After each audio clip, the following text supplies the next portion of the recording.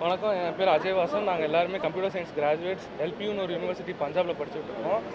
அங்கே பக்கத்தில் பஞ்சாப் பார்டர்ஸில் பாகிஸ்தானோட அட்டாக் அதிகமாக இருக்கனால பிளாக் அவுட் அடிக்கடி போட்டுட்டு இருந்தாங்க. அப்புறம் எக்ஸாம் இருந்த காரணத்தினால நாங்கள் சீக்கிரமாக கிளம்ப முடியல. அப்புறம் ரீசெண்டாக ரொம்ப அட்டாக்ஸ் அதிகமானோடனே கவுண்டர் அட்டாக்ஸ் பக்கத்துலேயே நடக்கிறத பார்த்துட்டு நாங்களே பஸ் புக் பண்ணி டெல்லி வரைக்கும் ரீச் ஆனதுக்கப்புறம் தமிழ்நாடு கவர்மெண்ட் காண்டாக்ட் பண்ணோம். அவங்க அக்காமடேஷன் ப்ரொவைட் பண்ணி ஃபர்தராக எங்களுக்கு டிக்கெட் போகிறதுக்கு ஹெல்ப் பண்ணாங்க. நாங்கள் அதுக்கப்புறம் இப்போ இங்கே வந்துடுவோம். நீங்கள் இருக்க யூனிவர்சிட்டிக்கு பார்டருக்கு எவ்வளோ தூரம், எந்த மாதிரி ஏதாவது பாதிப்பு இருந்துச்சா, எப்படி தூக்கம் இருந்துச்சா, அந்த சவுண்ட் இருந்துச்சா, அந்த மாதிரி ஏதாவது? சவுண்ட் எதுவும் இல்லை, பட் ஆனால் விஷுவல்ஸாக அதெல்லாம் பார்க்க முடிஞ்சது. அவங்க கவுண்டர் அட்டாக் பண்ணுறது எல்லாமே பார்க்க முடிஞ்சது. அப்புறம் எவ்வளோ கிலோமீட்டர் இங்கே பார்டர் நீங்கள் இருக்கீங்க? பார்டர் எங்களுக்கும் பார்டருக்கும் ஒரு 60 கிலோமீட்டர்ஸ் இருக்கும். பத்தான்கோட் எங்களுக்கும் 120 மென்டாலிட்டி எப்படி இருந்தது? ரொம்ப ஸ்ட்ரெஸ்ஃபுல்லாக இருந்துச்சு. இந்த டைமில் எக்ஸாம்ஸும் இருந்துச்சு. அதே டைமில் இந்த மாதிரி சீரியஸாக இஷ்யூஸ் எஸ்கலேட் ஆகிட்டு இருந்தனால எங்களால் அதுலேயும் ஃபோக்கஸ் பண்ண முடியல. ரொம்ப ஸ்ட்ரெஸ்ஃபுல்லாக தான். கம்யூனிகேட் பண்ண முடிஞ்சா? வீட்டில் என்ன பண்ணாங்க? வீட்டில் இருந்து கால் பண்ணாங்களா? வீட்டில் எப்படி தெரியும்? வீட்டிலேருந்து கால் பண்ணி அவங்க எல்லாம் முடிவு பண்ணி தான் டெல்லி வந்து அங்கேருந்து ஃப்ளைட் புக் பண்ணலாம்னு வந்தோம். அப்புறம் நாங்கள் ஃப்ளைட்லாம் புக் பண்ணிட்டு டெல்லி வந்ததுக்கப்புறமேட்டு அங்கே ரொம்ப ஏர்லியாக வந்துட்டு டெல்லி. அதுக்கப்புறம் அக்காமடேஷனுக்கு எல்லாம் இந்த மாதிரி ரெஸ்கியூ டீம் ஒன்று இருக்குன்னு சொல்லி தான் நான் காண்டாக்ட் பண்ணி அவங்க ரொம்ப ஹெல்ப்ஃபுல்லாக இருந்தாங்க. நைட் ஃபுல்லாக அங்கே தான் ஸ்டே பண்ணியிருக்கோம். ஃபுட்டெல்லாம் போடுது. இந்த எப்படி இன்ஸ்ட்ரக்ஷன்லாம் மாணவர்கள் இருக்காங்களா, அங்கே படித்தவங்க இருக்காங்களா, அவங்களும் வந்துட்டாங்களா? மோஸ்ட்டாக நிறைய பேர் இருந்தாங்க. நாங்கள் கிளம்புனப்போ வரைக்கும் நிறைய பேர் சீரியஸாக இல்லை. அதுக்கப்புறம் நேற்று ரீசெண்டாக அங்கே பக்கத்துலேயே இன்னும் கொஞ்சம் அட்டாக்ஸ் நடக்க ஆரம்பித்தோடனே எல்லாருமே எவாக்குவேட் பண்ண ஆரம்பிச்சிட்டோம். டெல்லி தமிழ்நாடு இல்லத்தில் என்ன மாதிரி உங்களை கவனிச்சாங்க? டெல்லி ரொம்ப நல்லா பார்த்துருக்காங்க. என்ன பண்ணுறதுன்னு தெரியாமல் இருந்தோம். பேர் சொல்லுங்கள், எந்த டிஸ்ட்ரிக்ட்? ஸோ என் பேர் நவீன், நான் கோயம்புத்தூர். என்ன பண்ணுறதுன்னு தெரியாமல் எல்லாருமே ஒரு மாதிரி கன்ஃபியூஸ் ஸ்டேட்டில் இருந்தோம்.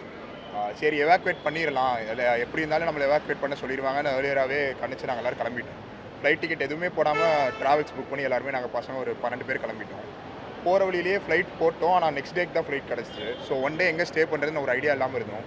ஸோ கிளம்பும் போதையே அங்கே டெல்லி ரீச் ஆகிட்டு என்ன பண்ணுறதுன்னு தெரியாமல் சரி ஹெல்ப்லைன் காண்டாக்ட் பண்ணலாம் அப்படின்னு யோசிக்கும் போது ஹெல்ப்லைன் காண்டாக்ட் பண்ண ஸ்டார்ட் பண்ணோம். காண்டாக்ட் பண்ண உடனே அவங்க செம்ம ரெஸ்பான்ஸ் கொடுத்தாங்க. ரொம்ப கேர் பண்ணிக்கிட்டாங்க எல்லாரையுமே, ஈச் அண்ட் எவ்ரி ஒன்று. ஸோ அவங்க அட்ரஸ் அனுப்பி விட்டுட்டு இங்கே ப்ளீஸ் ரீச் திஸ் வென்யூ அப்படின்ற மாதிரி சொல்லியிருந்தாங்க. நாங்கள் கேப் போட்டு அந்த வென்யூ ரீச் ஆகிட்டோம். ரீச் ஆனதுலேருந்து செம்ம கேர் எடுத்துக்கிட்டாங்க. அக்காமடேஷன், ட்ராவலு, ஃபுட்டு எல்லாத்தையுமே பார்த்து செஞ்சாங்க. 5 மினிட்ஸ் உடனே எந்த இடத்துல இருக்கீங்க, எங்கே வரணும், என்ன மாதிரிலாம் பண்ணலாம் அப்படின்னு டிரைவரை காண்டாக்ட் பண்ணி பேசுகிற அளவுக்கு எல்லாத்தையுமே எண்ட் டு எண்டு சூப்பராக பண்ணிக்கிட்டாங்க. நெக்ஸ்ட் அவங்களே கார்லாம் அரேஞ்ச் பண்ணி இங்கே ஏர்போர்ட்டில் வந்து திரும்பி ட்ராப் பண்ணி செக்இன் ஆகிற வரைக்கும் செக்இன் ஆகிட்டிங்களான்ற அளவுக்கு கூப்பிட்டு ஒவ்வொன்றுமே பார்த்து. பஞ்சாப்லேருந்து டெல்லிக்கு எப்படி வந்தீங்க நீங்கள்?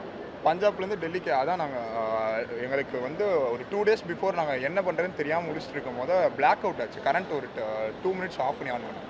ஸோ அதிலே பசங்க எல்லாருமே பேனிக் ஆக ஸ்டார்ட் பண்ணிட்டாங்க. ஸோ அப்போ நாங்கள் என்ன யோசிச்சோன்னா சரி ஒரு ட்ராவல்ஸ் மாதிரி எடுத்துகிட்டு கிளம்பிடலாம் அப்படின்ற மாதிரி யோசிச்சோம். வண்டி எதுவுமே கிடைக்கல. ஸோ ஒரு பஸ் மட்டும் இருந்துச்சு. ஸோ நாங்கள் 12 டிக்கெட் போட்டு அதுலேருந்து நாங்கள் எல்லாருமே ஸ்டூடெண்ட்ஸாகவே கிளம்பிட்டோம். அங்கேருந்து கிளம்பி ஒரு மார்னிங் ஒரு 7:40க்கு ஏறணும். மத்தியானம் ஒரு 4 o'clock போல் டெல்லி ரீச் ஆகிடும்.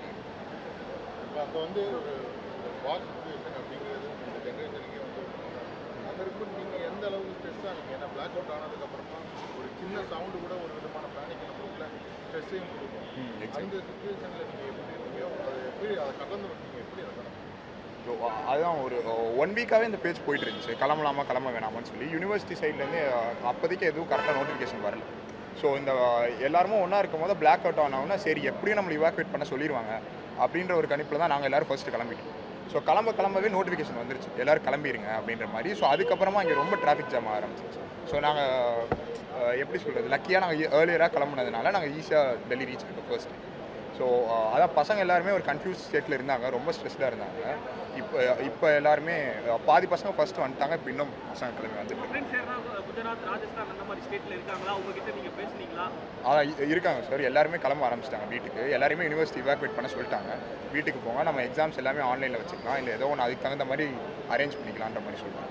எக்ஸாம் நடந்தனால தான் உங்களால் இயர்லியாக கிளம்ப முடியலையா? இல்லை, எக்ஸாம் எல்லாம் ஸ்கெடியூலில் இருந்துச்சு. ஏற்கனவே செமஸ்டர் எக்ஸாம் போயிட்டு இருக்கு. அதுதான் என்ன நோட்டிஃபிகேஷன்றது சொல்லாமல் இருந்தாங்க. கடைசியில் நாங்கள் கிளம்பும் போது அதையும் சொல்லிட்டாங்க. நாங்கள் அதான் சரி எக்ஸாம்ஸ் தானே கிளம்பிடலாம் அப்படின்ற மாதிரி நாங்கள் ஏர்லியராகவே கிளம்பிட்டோம். கிளம்ப நாங்கள் பஸ்ஸில் போகும்போதே நோட்டிஃபிகேஷன் வந்துருச்சு, எல்லாரையும் கிளம்பிடுங்க வீட்டுக்கு அப்படின்ற மாதிரி. கம்யூனிகேஷனாக கரெக்டாக இருந்துச்சு, எல்லாமே சூப்பராக போகுது. நான் இங்கே டெல்லி ரீச் ஆனதுலேருந்து தமிழ்நாடு டீம் எல்லாத்தையுமே ஹேண்டில் பண்ணிட்டாங்க. அதுக்கப்புறம் எந்த பிரச்சனையுமே இல்லை, ரொம்ப சேஃபாக ஃபீல் பண்ணோம். கேர்ள்ஸ் இருந்தாங்க எங்களோட, ஸோ அவங்களையும் மனசில் வச்சுட்டு எல்லாமே பிளான் பண்ணுற மாதிரி இருந்துச்சு. நாங்கள் பசங்க எங்கே வேணாலும் தங்கிடலான்ற மாதிரி இருந்துச்சு. ஸோ அதான் ரெஸ்க்யூ டீமுக்கு ஒரு தடவை தான் கால் பண்ணோம். இப்படி 12 பேருமே அவங்க எல்லா நேமையும் நோட் பண்ணி எல்லோரும் கரெக்டாக எங்கெங்கே இருக்காங்க, ரூம்ஸ் எல்லாம் ப்ரொவைட் பண்ணி ஃபுட்டெல்லாம் ப்ரொவைட் பண்ணி திரும்பி வந்து இறக்கி ஏர்போர்ட்டில் திரும்பி ட்ராப் பண்ணி உள்ளே போகிற வரைக்கும் ஏறிட்டிங்களான்ற அளவுக்கு ஃபோன் பண்ணி எல்லாம் கேட்டு தான் சார்.